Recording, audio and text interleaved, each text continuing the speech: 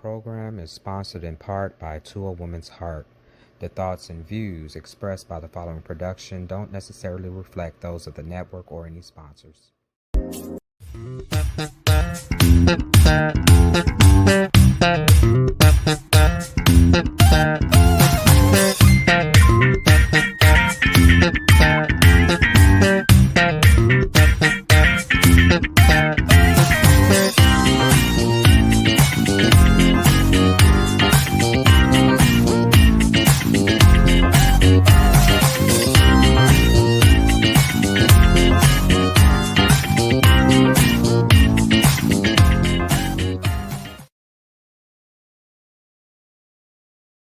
Hi, Robin. Hi, Dr. Hill. How are you? Hanging. How are you? I'm good, thank you. I'm hanging too, ready for some good food. I just want to give a brief introduction.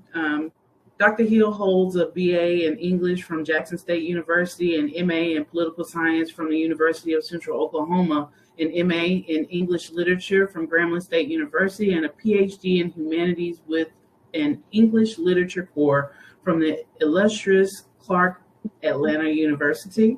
Her research involves the autobiography of Malcolm X, popular culture, and the African American biography.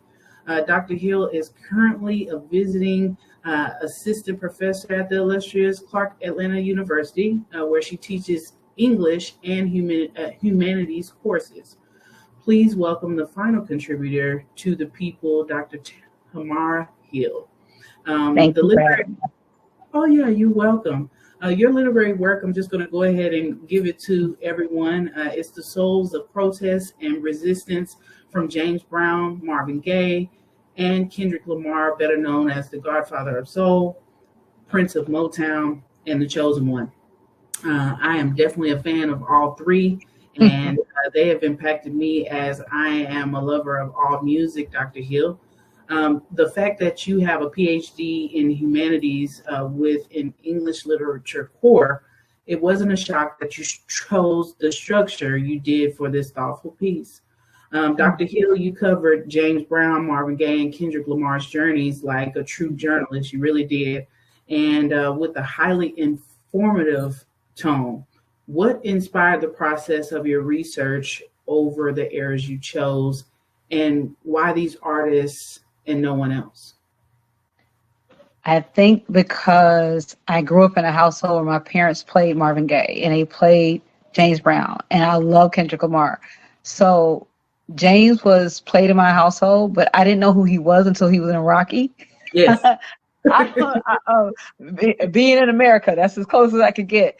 And then Marvin Gaye, I heard my dad play that "What's Going On," and I didn't understand, but I liked the melody, right? And Right. So then when he did "Sexual Healing," I was like, "You can't sing that. You can't sing that." But I was like, okay, but I listened to it anyway. So then I get married, have my daughter, and I remember when she was 3, and Kendrick was on the radio, and he said, "Please don't kill my vibe." I'm doing a clean version. And she says, "Mommy and Daddy, please don't kill my vibe." She was 3. I was like, "Are you serious? You don't have a vibe at 3." But now she's 15, or no, she'll be 15 this summer. And last year, we got a chance to see Kendrick, and he is truly phenomenal. But I look at those artists or people, like we just not say musical artists, the people who are willing to give up their celebrity, to sacrifice their celebrity, to speak up for what's right. And that's what inspired me. I look at LeBron, I look at the young black males who are at Howard University because of Trayvon Martin, who got shot and killed in a hoodie. They were willing to step up and protest, regardless of what was happening. And again, I grew up with Muhammad Ali saying, "I'm so pretty." He would tell Howard Cosell, he said, "You ugly, I'm so pretty." But he was willing to give up whatever he had obtained in order to speak out for what's right. He said he had nothing to deal with or do with the Viet Cong because they did nothing to him as an individual. Why would he go over and fight? And so that's why I was so inspired to say these particular 3 artists. And because Kendrick had the name from the Temptations, which is our theme song at Jackson State University, getting ready because here we come, that really kicked it off for me. That's how I could see the correlation. Well, reading these stories, Dr. Hill, I was also feeling nostalgic as I was reading it. And Marvin Gaye is a huge person in my discography, along with Kendrick Lamar, especially his works over, even Judas and the Black Messiah, Exactly. James Brown, he's pivotal, but he's also iconic for those who are in popular culture, like Michael Jackson, and they all speak to some level of humanity. So I appreciate your contributions there. Throughout the literary work, there are some in touch places that I can recognize that you took a long time to think about where you're going to be pulling your citations or your research, so to speak, from. How did you choose that, and for the purpose of building a better dynamic for the story? I think as an academic and just as a writer, I've always been taught to balance everything out, right? It's the good, the bad, and the ugly. You got to have support, right? You got to have support, right? And so as much as I love them as people and or as celebrities, they were people and they were flawed, right? And so if I don't present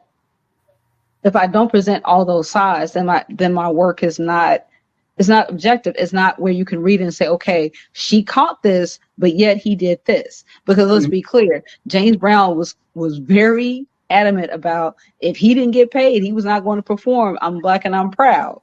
And they gave in, the councilman gave in to him. And so then you have to wonder, like, was he really about the people? It was about his money. I didn't know this as a kid growing up. Again, when I saw James Brown, he was on a run from the police and he was in Rocky. That's all I can remember. And his wife was coming to jail to roll his hair. That's what I remember. God forgive me. But doing the research, it gave me a different insight about him, right? And so as they're writing, I tell that to my students, whether people like it or not, you have to present all sides because it can't be totally biased. And if you're presenting a story about, especially an iconic figure like James Brown, you have to be real about it. You have to be real about Marvin Gaye and the depression he went through. And maybe some of his depression even fueled his music initiatives that he wanted to take on. Like I talk about how him and Barry got into it. Again, I didn't know that him and Barry had a fight about him doing what's going on. Because Barry said, look, you're a crooner. You sing love songs. This is what we want. And Barry goes, nah, I'm gonna sing this. And the song was really supposed to go to someone else, and he took it and twerked it, and he said, you know what, I'm not doing nothing else until you get this off the shelf. That is a backstory, and people need to know that, because I would have never known that. And when it came out, it was so beautiful and profound, right? And so those are the things that people need to know. It's not just the music, but what inspires that music. It's popular culture. It's part of my culture. And we have to know, in the music industry, everything is not perfect. I just read a story the other day about Method Man and Mary J. Blige, the song for You're All I Need, and how the lady who really came up with the thought or the concept got no credit. So to me, it's always that backstory that provides the basis of what I'm writing, right? Because it can't just be all, roses and perfume. It's just not like that in real life. And a thing about backstories, as I was reading, I was waiting on you to throw in that he also rebelled in creating the Marriage and Divorce album, Marvin Gaye, that is, during that same time. And the development of himself as a man went from this soft, poor person to somebody who was, at their wits' end. Everything was just boiling out from the top. And this was his time to his authentic self that had been so much suppressed as a young man. And for Barry to control the narrative, it was even funny when I read how Marvin married Barry's sister, and they eventually got a divorce or whatever. But the way they wanted to craft the narrative and how that was going to come out, he was just like as you said, he was fed up. And what was it? The myth or the rumor was Stevie Wonder was blind, but he could see how Barry Gordy was beating him all of that money. Yes. Everybody had an issue with Barry when it was all said and done. So let's be clear, there were some things going on. There was some tea that people didn't want to come out. But I do think, regardless of how it came out or how they got it together in the studio, there was still this profound, emphatic music that we needed to hear in our community. And whether it was then or is Kendrick Lamar now, it is necessary.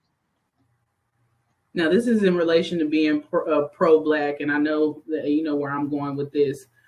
Throughout this story, Dr. Hill, there's a theme of Black pride carrying the stigma of negativity when we have intended on promoting positivity as a collective. James Brown, he was demonized, if you will, for yelling, "I'm Black and I'm proud." Marvin Gaye was judged for asking the necessary question, "What's going on?" and exited Motown from Berry Gordy's control, while Kendrick Lamar was judged on BET performance, particularly by Geraldo Rivera for All Right performance. Almost every other organization and nationality, ethnicity, and almost every other cause can take pride in themselves. Why do we believe that we can do this why can't we do this without challenge, rather? I think we do it in spite of where we come from, right? Because if you look at Kendrick Lamar, Muhammad Ali, The Temptations, Diana Ross, all the obstacles that they face, as a people, we are resilient. So regardless of what they think or what they perceive or how where we should be in society, or where we should be or what they think we should accomplish, it doesn't matter. We're going to be heard. We're a voice. I was telling my students the other day, I said, in your lifetime, you've had a Black president not once but twice.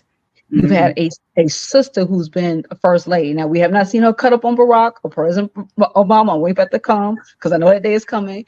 We have a vice president who's Asian and Black. That means that there's no limitation to what you can do. And you cannot sit up and make excuses. I can't do this and I'm limited by this, because your forefathers had nothing and they made dreams out of nothing. You are your ancestors' dreams. And so for Black people, it is always about, unfortunately, as my father has said, about proving ourselves, showing that we're better.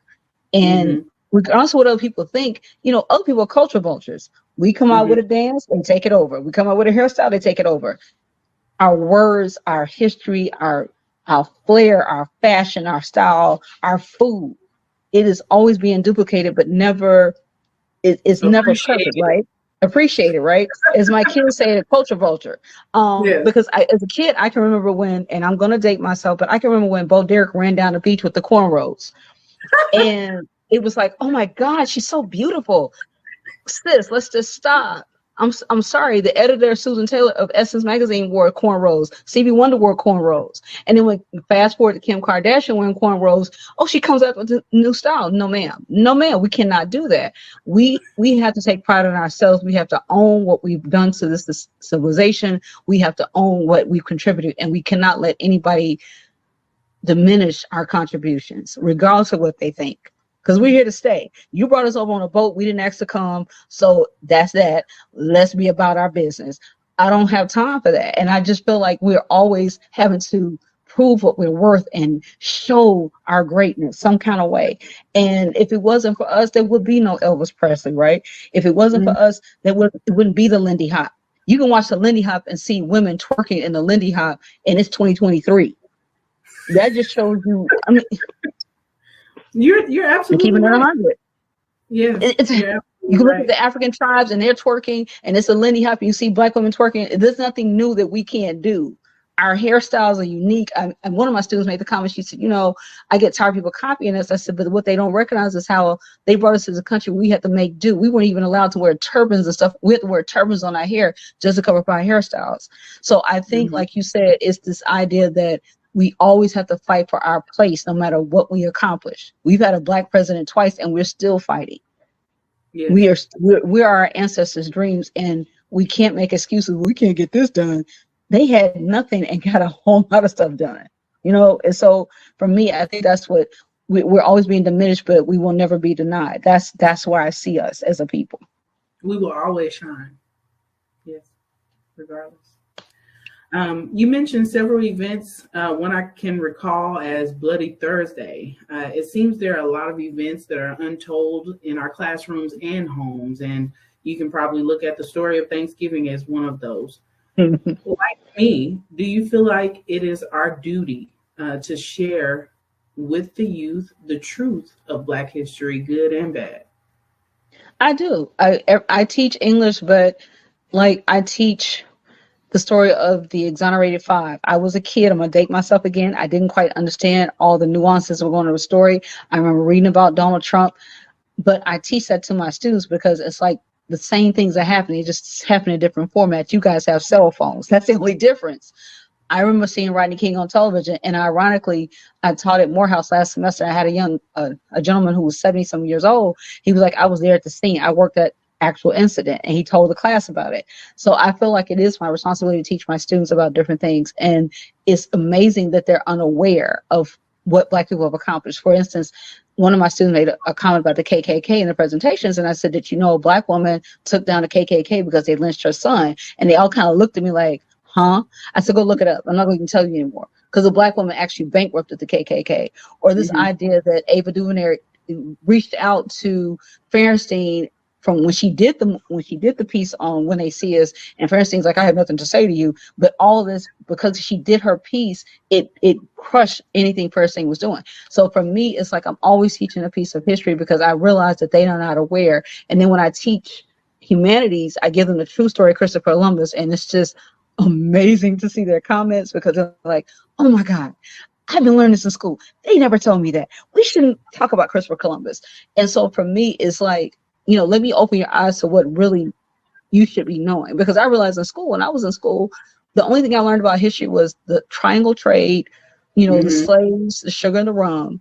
Then we jumped to slavery. Then we jumped to Lincoln freeing us. And then somehow or another, we skipped all to Dr. King.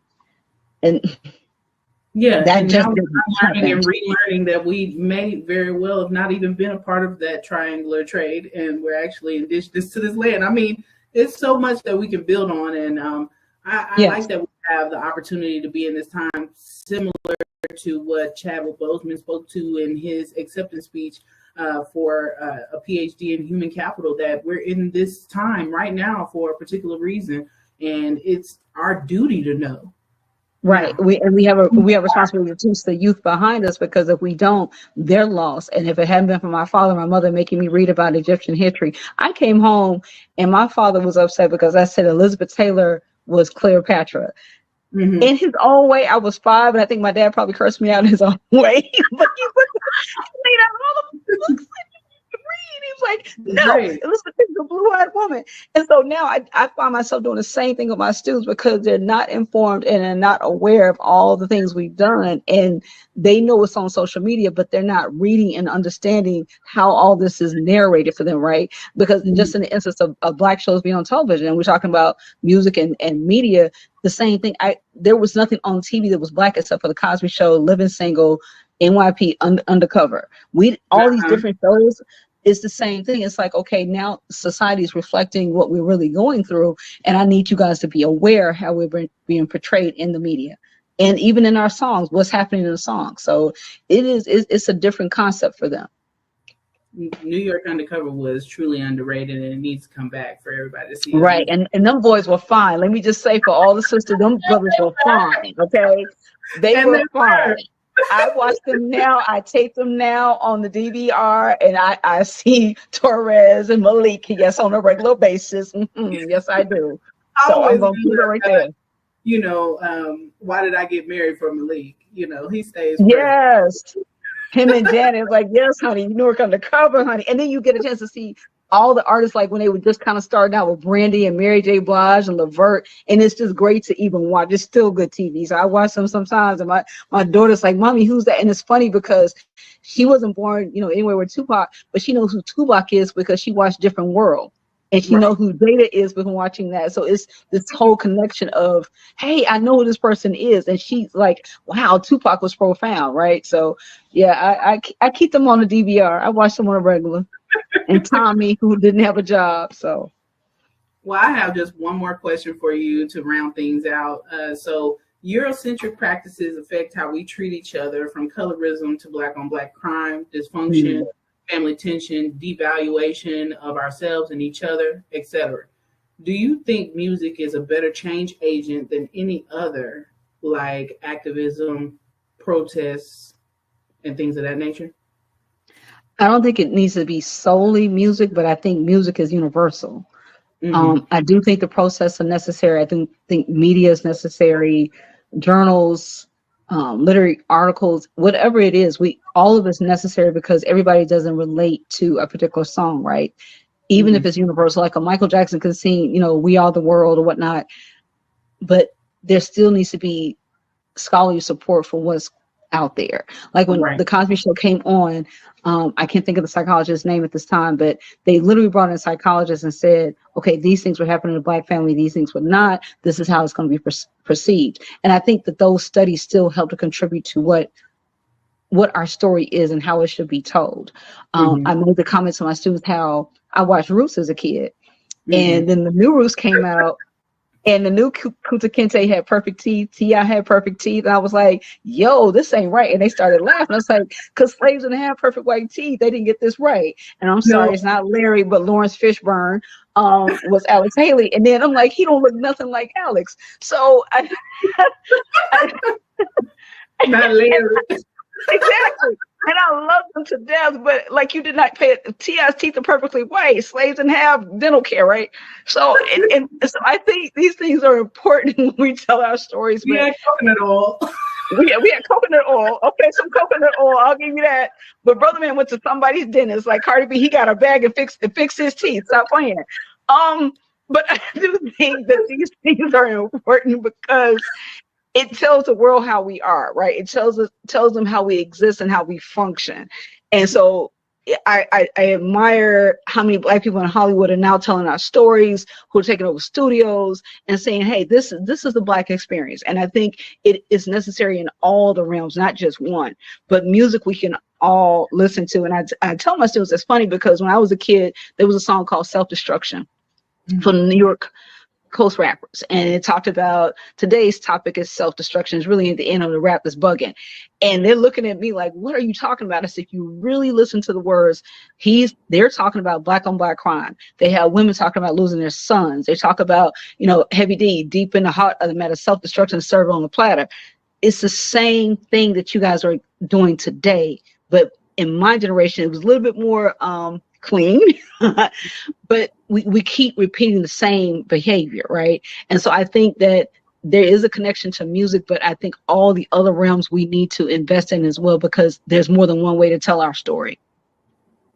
Yes, you're absolutely right, Dr. Hill. I want to thank you so much for, just sharing some laughs with me, and also some great information and insight and perspective as to how you developed this profound piece.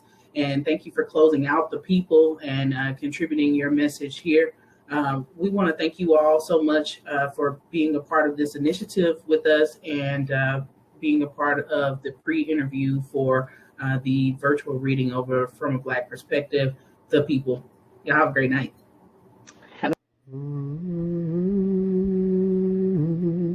And they'll know I am Christian by my love, yes, they'll know I am Christian by your love, yes, they'll know I am Christian by your love, by your love, by your love. Ooh, ooh, ooh. Yes, they'll know. They will know, they will know, they will know. Oh, ooh.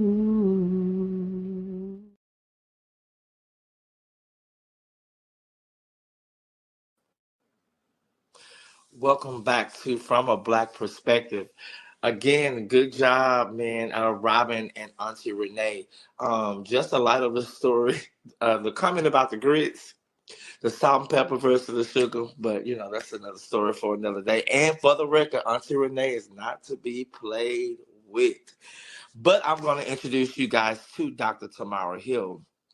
She has a BA in English from JSU, a MA in Political Science from the University of Central Oklahoma, MA in English Literature from Grambling State University, and a PhD in Humanities with an English core from the illustrious Clark Atlanta University, and other great accomplishments. Her current research involves Malcolm X, pop culture, and African American biography.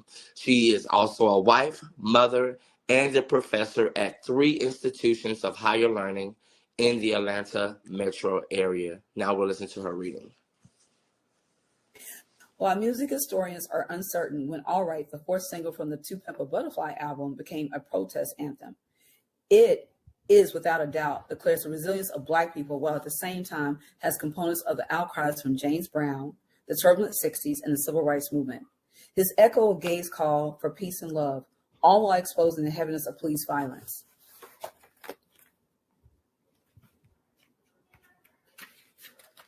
And denouncing the stereotypes of Black people that continue to plague the nation as a whole can also be perceived in Lamar's All Right lyrics.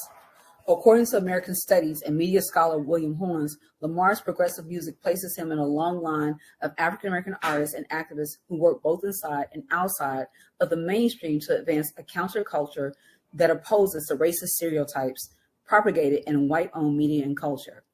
As a young Black man who was once a young Black boy on Section 8, Lamar witnessed the escalating tensions in his own drug-infested community amongst gang members, senseless murders, and the overt tactics used by law enforcement that often occurred in his neighborhood.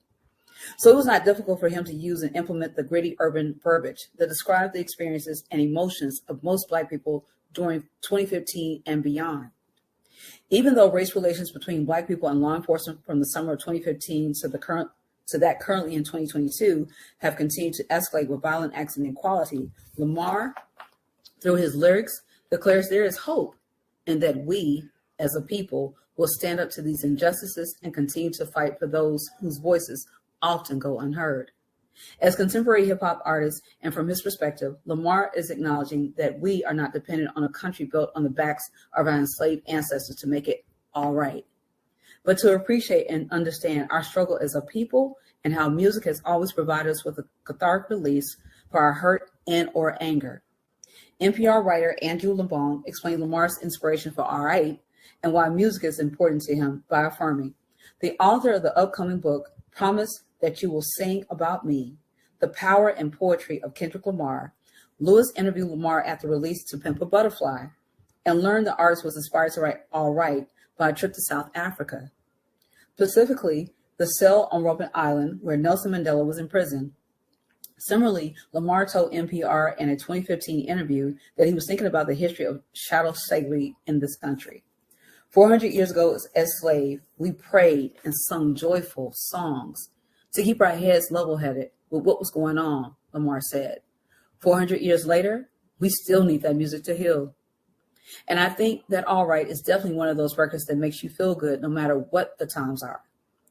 By his own recognition, Lamar provides us insight into his inspiration for All Right.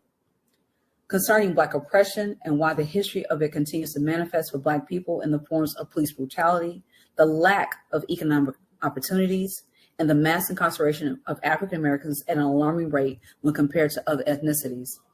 Consequently, music, especially Black music, has been a healing force in our communities, and so has our relationship with it. As previously acknowledged by James Brown, Marvin Gaye, and now Lamar, Black grotesque music, whether legendary or contemporary, has the potential to not only heal our people, but also to let the world know that we will not continue to be victimized by our oppressors. Additionally, the music video for All Right received 4 nominations at the 2015 MTV Music Awards, including Video of the Year and Best Male Video, confirmed by the radio station 97.9. However, Lamar only won 2 Grammys that night for Best Rap Performance and Best Rap Song for his song, I. On the contrary, it is the intense and powerful live performance of All Right by Lamar that gave the world a visual representation of what struggle looks like for African Americans who constantly have to deal with racism, white supremacy, and in his words, the popo, at the BET Music Video Awards in 2015. In his live performance on BET on June 28, 2015, with an oversized, battered, and torn American flag, while on top of a police car, Lamar begins his lyrical anthem by chanting the infamous line from the movie The Color Purple. All's my life, I had to fight.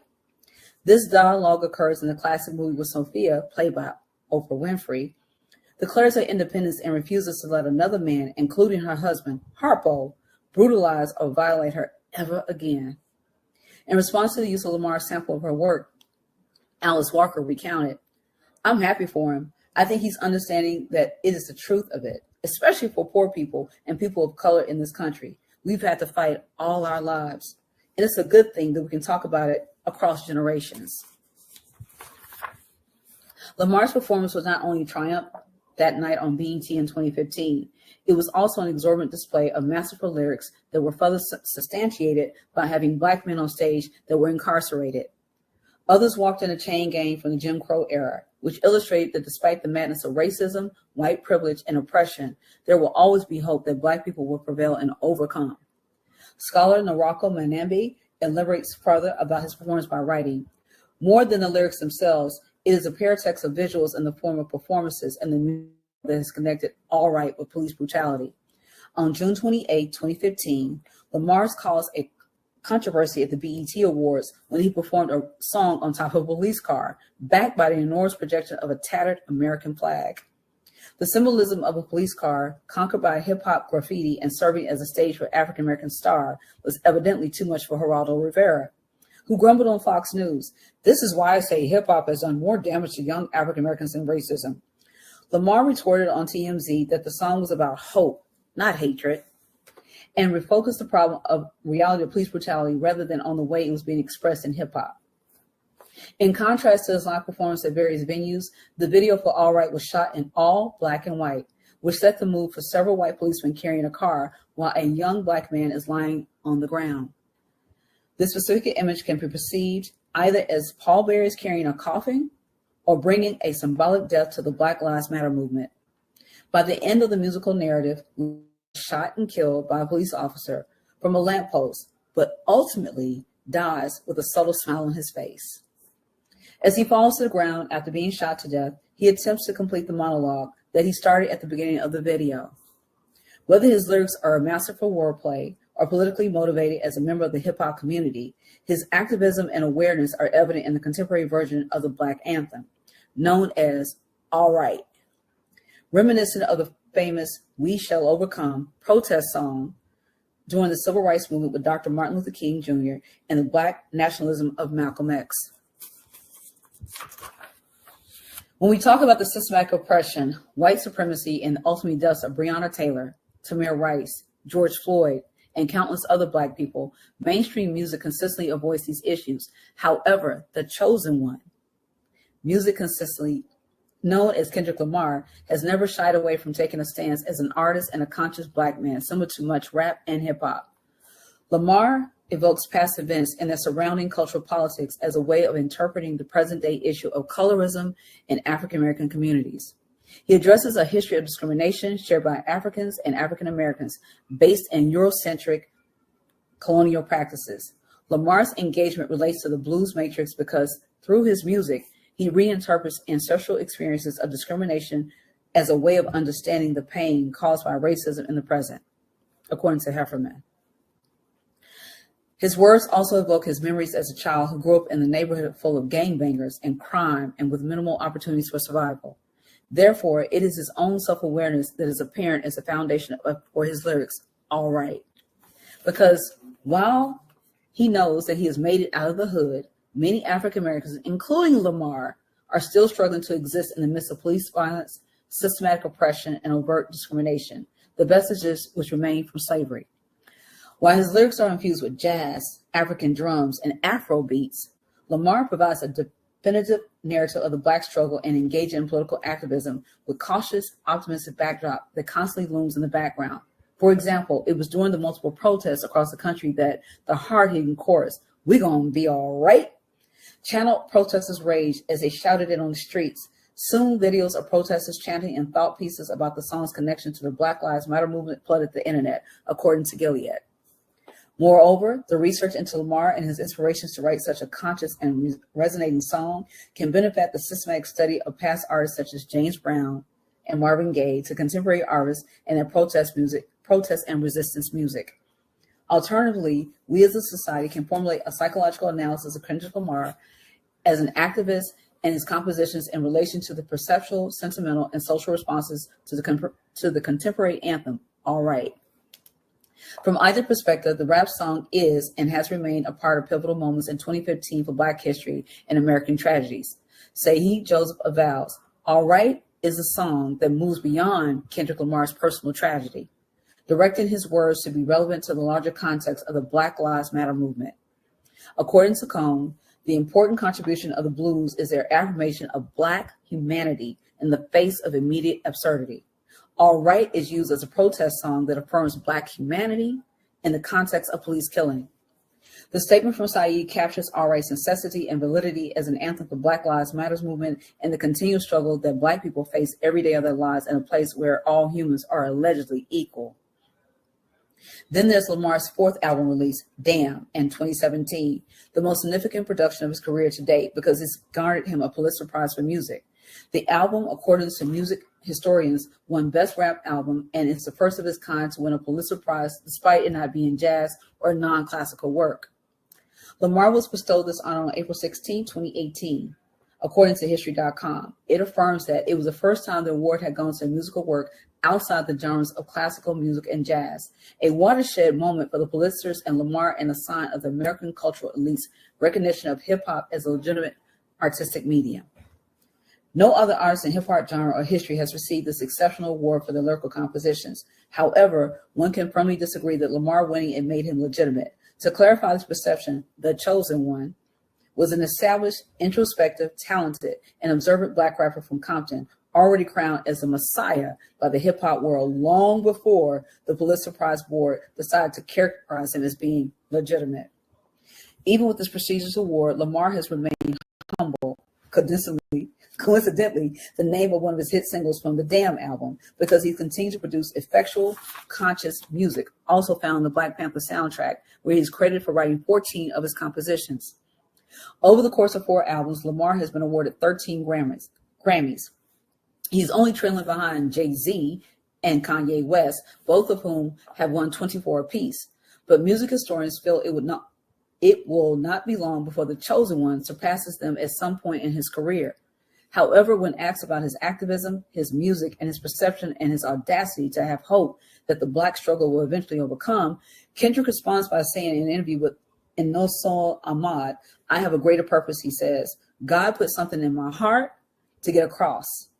And that's what I'm going to focus on, using my voice as an instrument and doing what he needs to be done. What James Brown, Marvin Gaye, and contemporary artist Kendrick Lamar have done with their voices, self-awareness, and lyrical compositions have proven that as Black artists, they were and are aware of what's going on.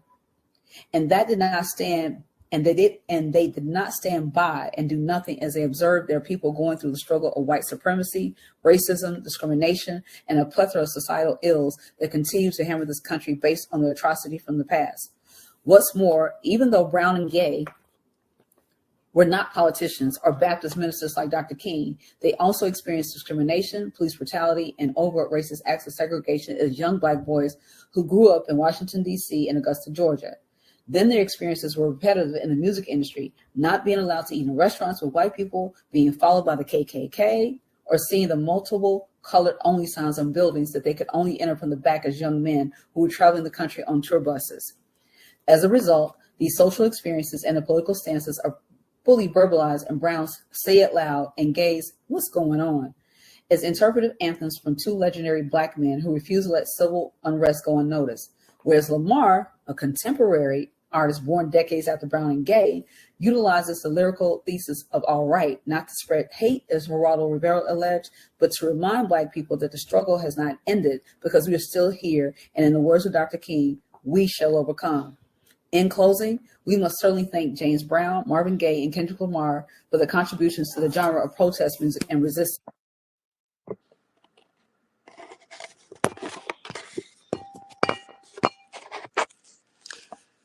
We want to thank Dr. Tamara Hill for that amazing read. Coming from a musical background, I know us as African Americans use music to express our feelings, and then it's an expression of who we are.